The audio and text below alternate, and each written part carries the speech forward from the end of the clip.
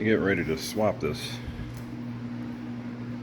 truck Norris cam in and remove the sloppy stage 2. Valve covers are off. These are Pack 1218 springs. They probably would work with the truck Norris grind, but I'm going to need them for when I build the 6-liter for the Monty SS.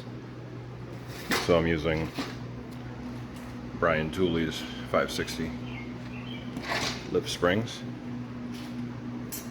So, yeah, I've had good luck in the past lifters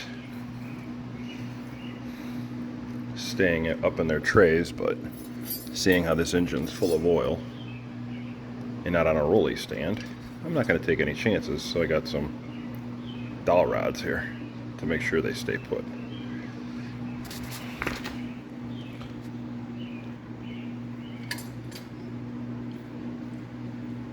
If she gets stuck, spin her around. Yep.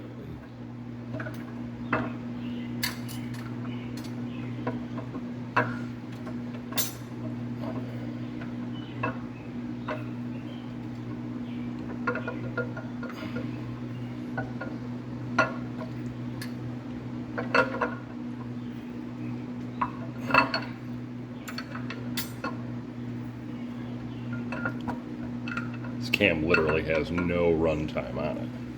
Maybe 5 minutes tops. Alright, I want to put you down so I can swap.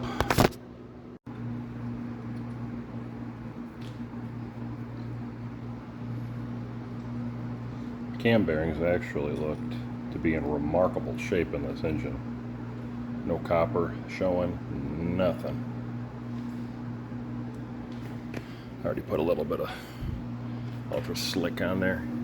Not necessary on a roller cam motor. Regular motor oil will do, but yeah, no.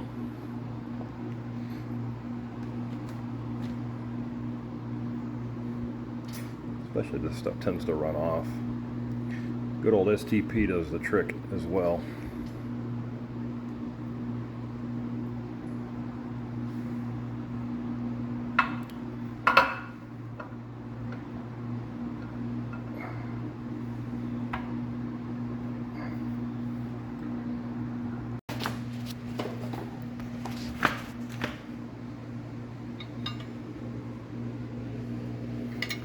According to BTR, you simply just want to install this bad boy dot to dot.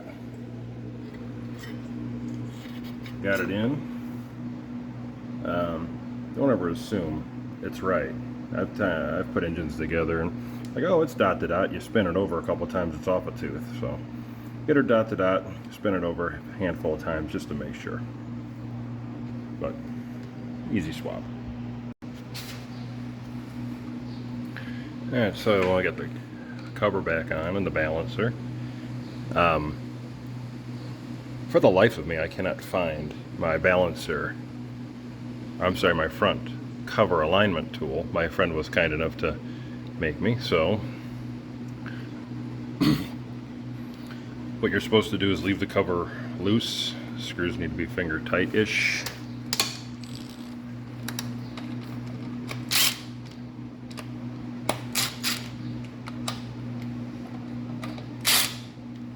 That way, when you slide the balancer on, the cover centers itself. That way you're not going to have a leak.